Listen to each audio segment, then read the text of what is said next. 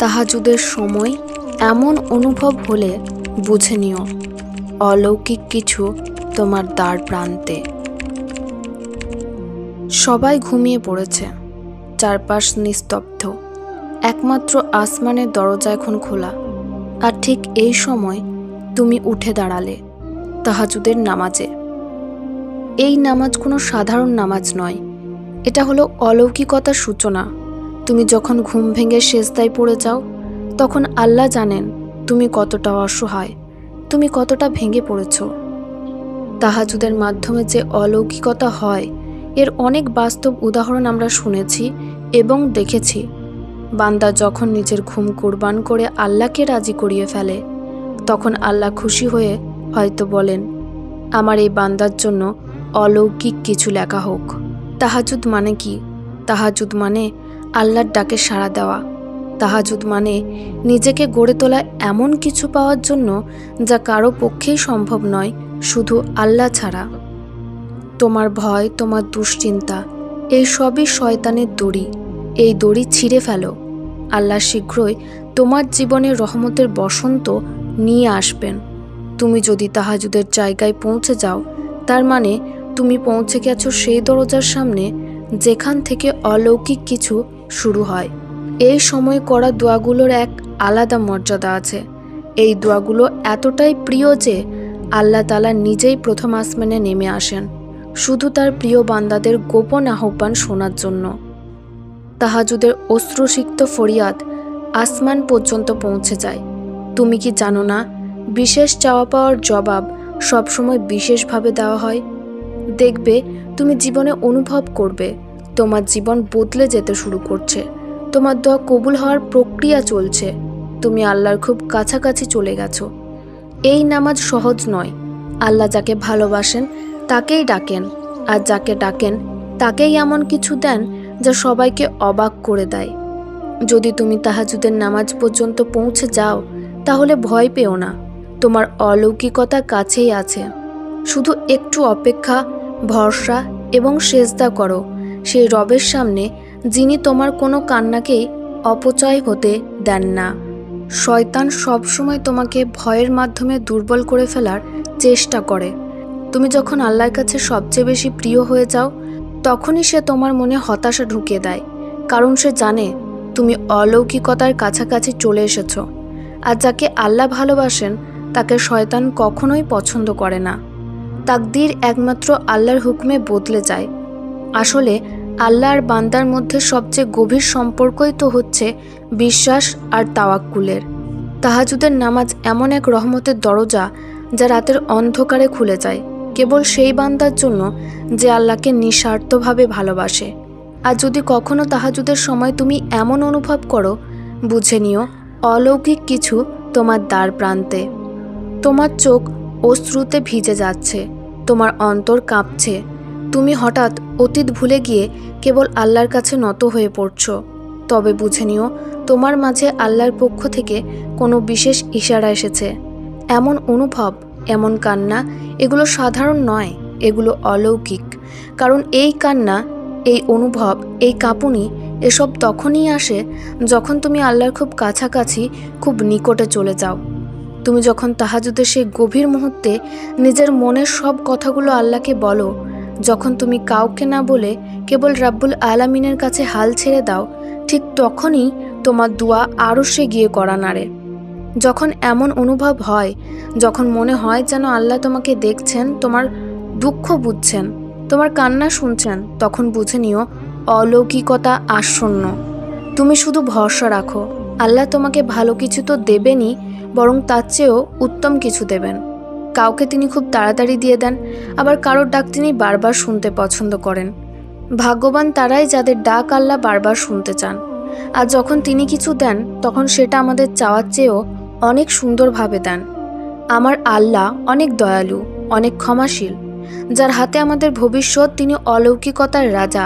তিনি চাইলে যে কোনো সময়, যে কোনো জায়গায় কারো নসিব বদলে দিতে পারেন। তুমি কি জানো, তাহাজ্জুদের সময় ঘুম ভেঙে আল্লাহর সামনে দাঁড়িয়ে যাওয়া এটা কোনো সাধারণ কাজ নয়। যদি তুমি তাহাজ্জুদের সময় উঠে নামাজে দাঁড়িয়ে যাও, তাহলে বুঝে নিও আল্লাহ তোমাকে ভালোবাসেন। তাহলে বুঝে নিও আল্লাহ তোমাকে ডাকছেন, তোমার দোয়া শুনতে চাইছেন, তোমার কষ্ট লাঘব করতে চাইছেন। যারা তাহাজ্জুদের জন্য জাগে তারা নিছকই ভাগ্যবান নয়, তারা আল্লাহর বিশেষ বান্দা।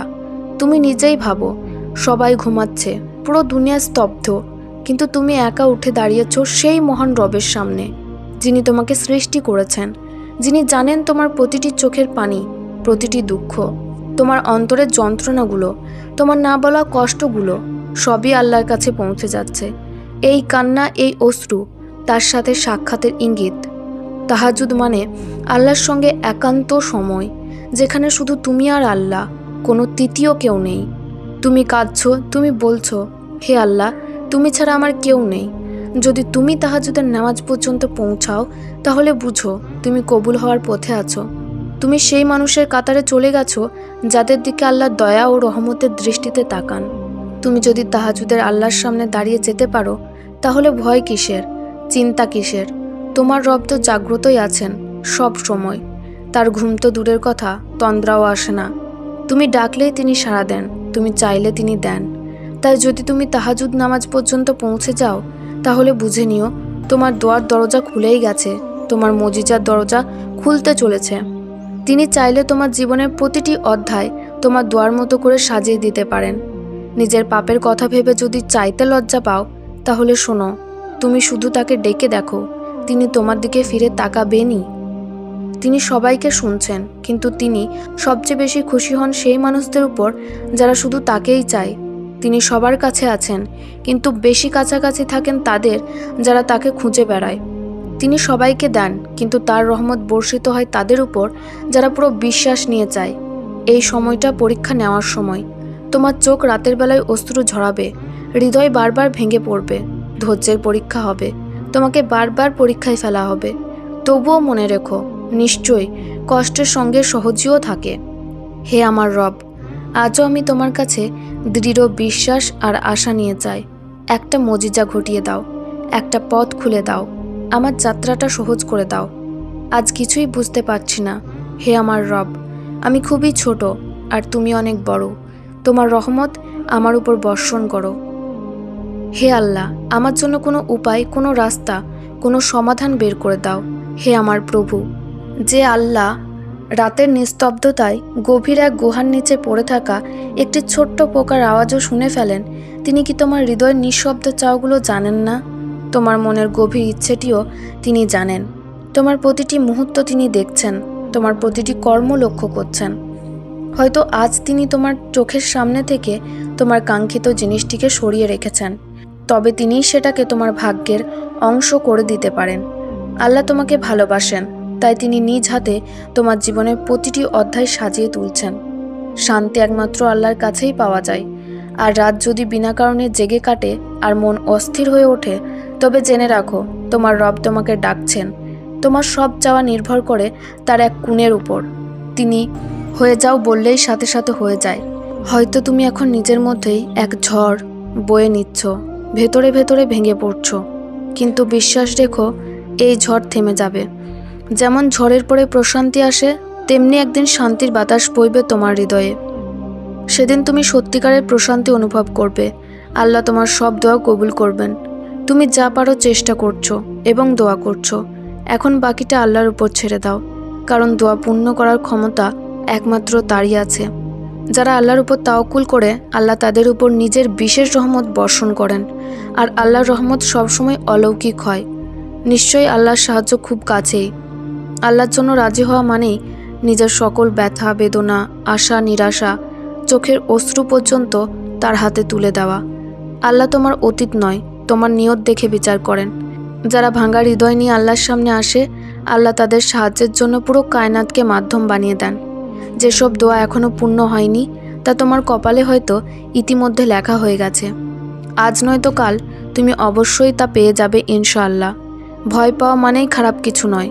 হয়তো আল্লাহ তোমার জন্য কল্যাণ নির্ধারণ করে রেখেছেন। তোমার প্রিয় জিনিস, তোমার দোয়া অবশ্যই একদিন তোমার ভাগ্যে লেখা হবে। শুধু বিশ্বাস রাখো।